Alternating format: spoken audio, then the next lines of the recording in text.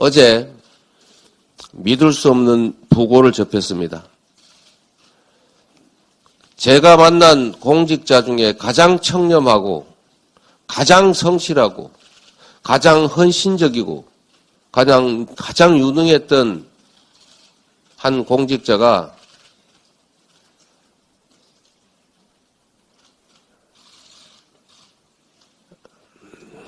스스로 생을 마감했습니다. 평생을 공직에 헌신했고 이제 퇴직해서 제2의 인생을 시작하려고 하던 참으로 모범적인 공무원이었습니다. 자랑스러운 공직 생활의 성과들이 검찰의 조작 앞에 부정을 당하고 지속적인 압박 수사로 얼마나 힘들었겠습니까? 저를 둘러싼 모든 사람들이, 저와 인연을 맺었던 모든 사람들이 수사 대상이 되고 있고 그야말로 본인뿐만 아니라 그 주변까지 다시 2차, 3차로 먼지 털듯이 탈탈 털리고 있습니다. 검찰이 이분을 수사한 일이 없다 이렇게 선을 그었다는데 이분 반복적으로 검찰에 수사받았습니다. 그리고 검찰의 압박 수사에 매우 힘들어했습니다.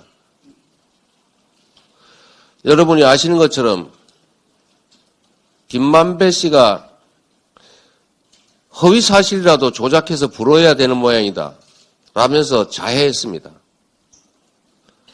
검찰 특수부의 수사의 대상이 되면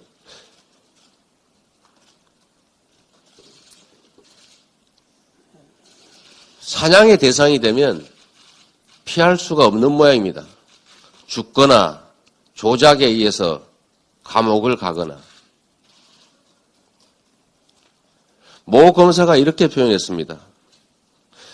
윤석열 검찰의 수사 방식은 사냥이다. 목표물을 정하고 목표물이 잡힐 때까지는 사냥은 멈추지 않는다.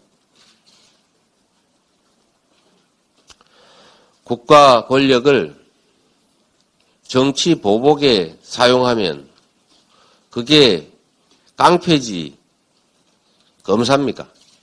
본인이 하신 말씀입니다.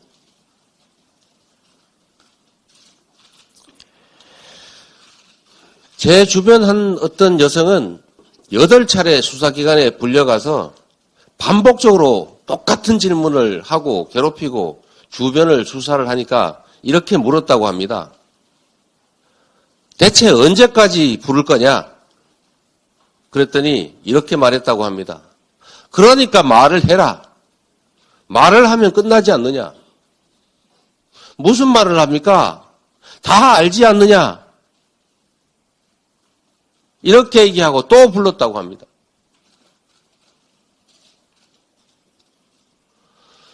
제주도에 사는 제 오랜 친구는 정치 후원금 냈다는 이유로 수원지검으로 오라는 연락을 받아서 내가 왜 가느냐 했더니 그러면 강제로 소환을 해야 되겠냐 이러면서 싸웠다고 합니다. 심하게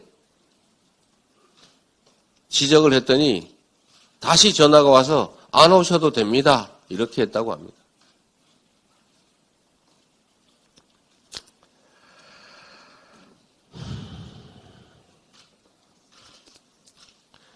검찰 특수부의 수사 대상이 된 사람들이 왜 자꾸 극단적 선택을 하겠습니까? 있는 사실을 지적하면 오히려 시원하다고 합니다. 없는 사실을 조작을 해가지고 자꾸 증거를 만들어서 들이대니 빠져나갈 길은 없고 억울하니 결국은 극단적 선택을 하게 되는 것 아닙니까?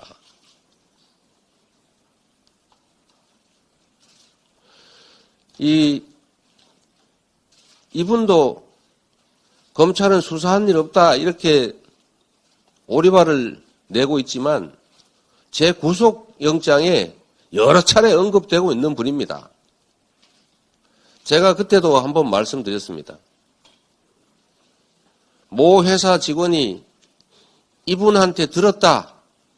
이분한테 언제 어디서 만나서 어떤 얘기를 들었다. 이렇게 수사는 했는데 이분을 불러다가 만난 일이 있냐?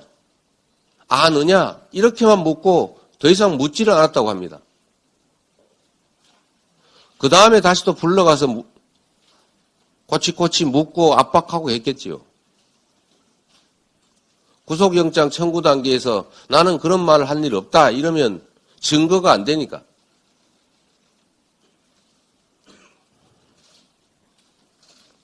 그리고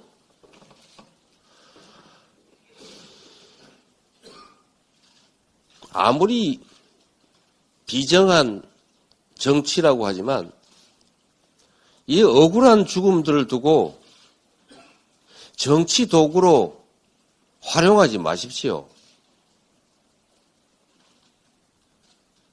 이게 검찰의 과도한 압박 수사 때문에 생긴 일이지 이재명 때문입니까?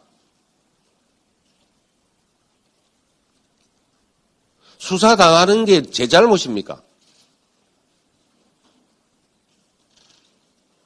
주변을 먼지 털듯이 털고 주변까지 털어대니 주변 사람들이 어떻게 견뎌합니까?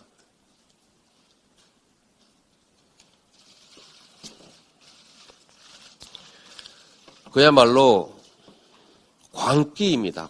광기. 검찰의 이 미친 칼질을 도저히 용서할 수 없습니다.